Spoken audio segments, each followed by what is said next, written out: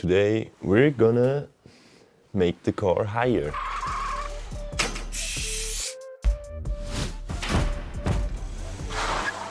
So what do we have to do? First step, getting the torsion bar carrier out. Second, adjust the torsion bar. Third, put it back in. And fourth, put the spacers in the front. So that should be easy, right? What I didn't know, it's a lot harder than I thought. So let's get started. So, the first part is to remove the exhaust. I hope I get those screws away. Now we take the axle out and disconnect the brake cables. Lifting the rear of a Porsche 944 is a really big job. Many say it's one of the biggest jobs you can do on your Porsche 944.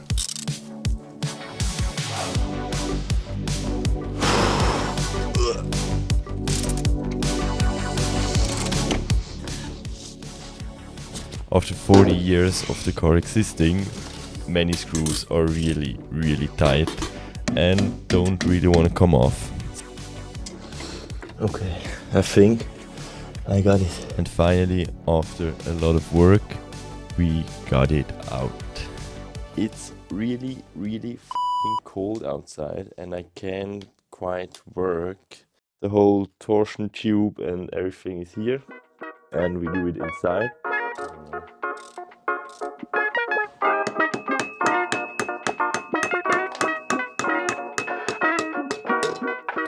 Wait, but how do we adjust a torsion bar and what is a torsion bar? A torsion bar is just a stretched out spring, because a spring also just twists as a torsion bar. Each of them have teeth on either side, and with those teeth we can adjust the height, if you go forward or backwards with the inner or outer teeth. But at this moment I really had no idea what the f*** I'm doing. But I will discover that soon. So I needed to order some new stuff, some screws I picked up, and some brackets, those, because the other one looked like this. I paid for 2 of those brackets 160 euros.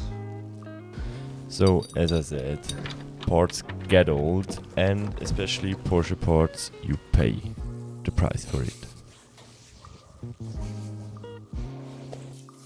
Now let's put everything back together, the torsion tube carrier back in, screw everything on the same way we took everything apart.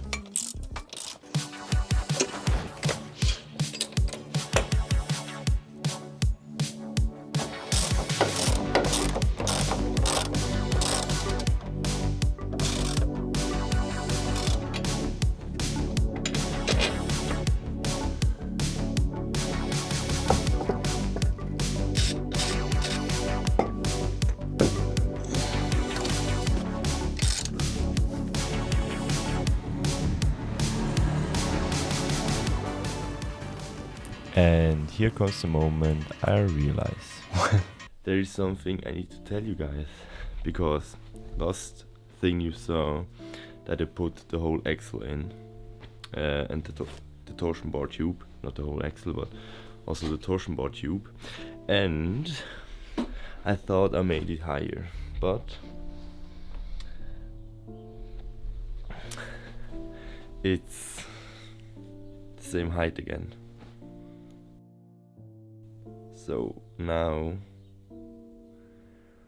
we're going to take everything out again and do everything the same, just a little bit higher again.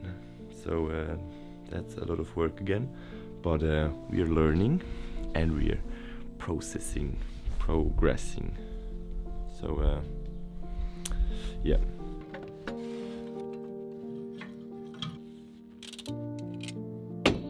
Well, let's do everything again and see if we did it right this time. A little bit of spoiler, we didn't.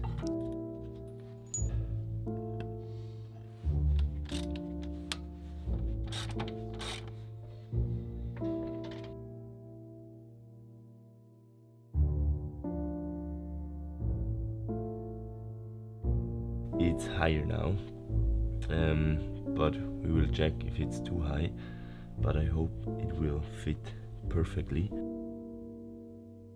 But right now it's too high. So what does that mean? Right, everything back out and everything back in.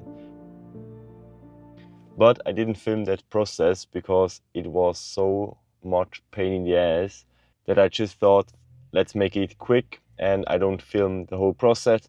And surprise, now it is the right height. Now it's time for the front. So the fronts are a lot easier.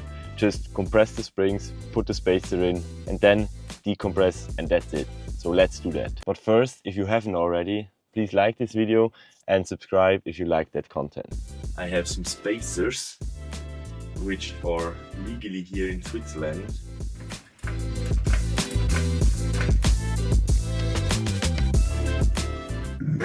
So for the front suspension, there is nearly no other alternative to make it legally in Switzerland than those spacers. And I just wanted to have it legal to not have problems with it, especially the police, because it's getting really expensive if they catch you. Those spacers were the only thing that was not budget for this car, because they cost me about 600 euros. But as I said, it's the only option here in Switzerland to get it legal.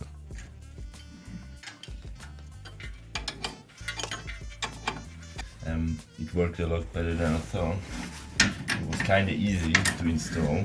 So let's do the same on the other side. Also compress the springs, put the spacer in and decompress them again.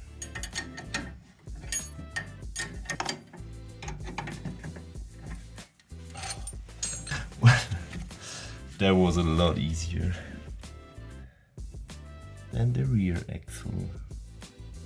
And that means we are finished with the lift of the Porsche 944. I think we should check it out.